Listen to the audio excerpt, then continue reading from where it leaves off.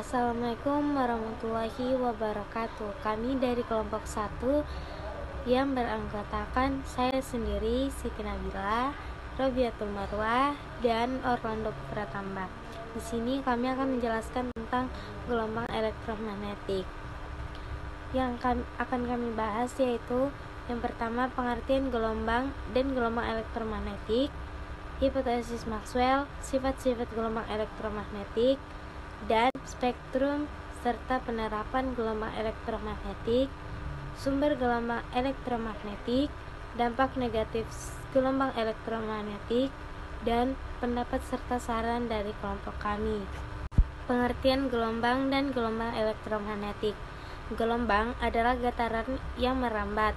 Bentuk ideal dari suatu gelombang akan mengikuti gerak sinusoidenya. Gelombang elektromagnetik sendiri. Pengertian gelombang dan gelombang elektromagnetik. Gelombang adalah getaran yang merambat. Bentuk ideal dari suatu gelombang akan mengikuti gerakan sinusoidenya. Gelombang elektromagnetik adalah gelombang yang dapat merambat walaupun tidak ada mediumnya. Energi elektromagnetik merambat dalam bentuk gelombang dengan beberapa bantuan variabel yang bisa diukur, yaitu seperti panjang gelombang, frekuensi, dan kecepatan.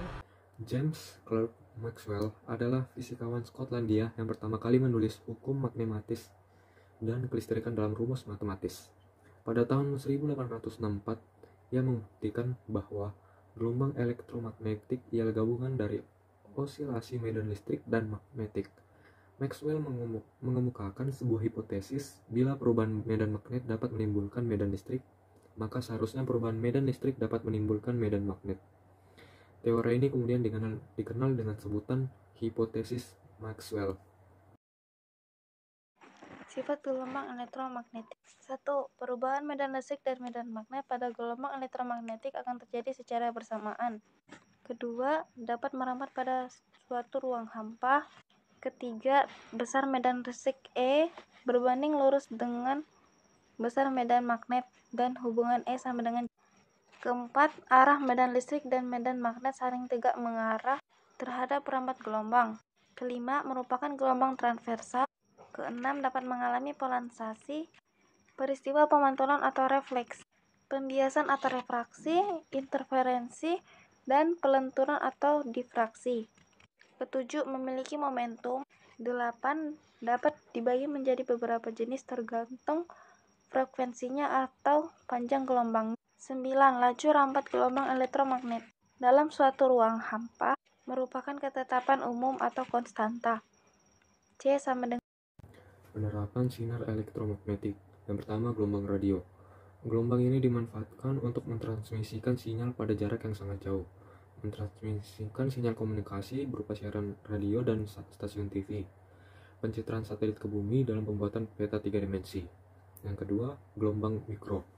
Jenis gelombang ini dimanfaatkan pada microwave atau oven untuk memasak atau menghangatkan makanan, kemudian untuk berkomunikasi melalui radar, serta mendeteksi posisi suatu objek yang diamati. Yang ketiga, sinar inframerah. Sinar ini banyak dimanfaatkan, contohnya pada remote control dalam mentransmisikan dalam data bentuk energi, kemudian teknologi pada kamera CCTV atau alat militer yang bisa menerawang pada malam hari atau dalam keadaan gelap, kemudian digunakan sebagai alat medis. Yang keempat, cahaya tampak. Manfaat yang diaplikasikan dari cahaya ini adalah penggunaan laser dalam serat optik pada bidang kedokteran untuk mendiagnosis penyakit, kemudian sinar laser yang dapat menyalurkan suara gambar atau sinyal melalui serat optik, dan laser tertentu bisa dapat dimanfaatkan untuk mengelas dan memotong suatu benda. Yang kelima, sinar ultraviolet. Penggunaan sinar UV ini biasanya dimanfaatkan untuk mengecek keaslian uang dalam dunia perbankan. Kemudian pada dunia medis digunakan untuk membunuh bakteri serta mengeringkan tinta dan resin. 6. Sinar X. Fungsi dari sinar X antara lain dalam dunia medis untuk mendapat pencitraan melihat organ dalam tubuh dan tulang atau ronggen. Digunakan dalam dunia manufaktur untuk mengecek kecacatan atau mengecek kualitas produk, kemudian mengecek kualitas dari batu, permata, dan kristal. Yang ketujuh, sinar gamma. Manfaatnya yaitu dalam dunia medis dapat digunakan sebagai alat pemindai atau cetesan, kemudian untuk menyembuhkan penyakit kanker dengan metode operasi pisau gamma. Kemudian radiasi sinar gamma juga dapat digunakan dalam bedah saraf. Sinar gamma juga dapat digunakan untuk membunuh bakteri dan virus. Sumber gelombang elektromagnetik. Yang pertama adalah osilasi listrik. Yang kedua adalah sinar matahari. Ketiga, lampu infrared secara khusus menghasilkan inframerah. Keempat, lampu ultraviolet secara khusus menghasilkan ultra ungu. Yang kelima, penembakan elektron dalam tabung hampa pada keping logam menghasilkan sinar X, biasa disebut sebagai sinar Röntgen. Yang terakhir, inti atom yang tidak stabil sehingga menghasilkan radiasi alfa, beta, dan gamma. Radiasi sinar gamma merupakan salah satu gelombang elektromagnetik. Dampak negatif gelombang elektromagnetik. Yang pertama yaitu paparan radiasi ultraviolet B yang berlebihan terhadap manusia, hewan, tumbuhan, dan bahan-bahan bangunan dapat menimbulkan efek negatif. Pada manusia, radiasi UVB berlebihan dapat menimbulkan penyakit kanker kulit, mengurangi daya tahan tubuh terhadap penyakit infeksi. Yang kedua, pulsa microwave dapat menimbulkan efek stres pada kimia saraf otak. Yang ketiga, apabila terjadi lubang ozon, maka sinar UVB yang memiliki panjang gelombang 290 nm yang menembus ke permukaan bumi dan kemudian mengenai orang dapat menyebabkan kulit manusia tersengat dan merubah molekul DNA, dan bahkan bila berlangsung terus-menerus dalam jangka lama dapat menyebabkan kanker kulit, termasuk terhadap makhluk hidup lainnya. Yang keempat, radiasi HP dapat mengacaukan gelombang otak, menyebabkan sakit kepala, kelelahan, dan hilang memori. Pemakaian HP bisa menyebabkan kanker otak. Yang kelima, beberapa efek negatif yang bisa muncul sebagai akibat radiasi HP antara lain kerusakan sel saraf, menurunnya atau bahkan hilangnya konsentrasi, yang lalu merusak sistem kekebalan tubuh, meningkatkan tekanan darah, hingga gangguan tidur dan perubahan aktivitas otak.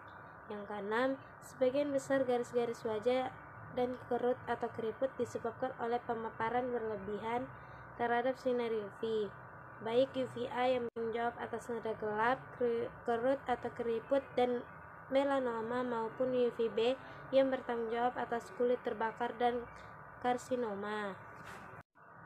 Yang ketujuh, dampak negatif UV sehubungan dengan radiasi elektromagnetik. Keluhan nyeri di bagian kepala, telinga, tenggorokan, dan beberapa bagian tubuh lain bila berada dekat dengan peralatan elektronik atau menara pemancar.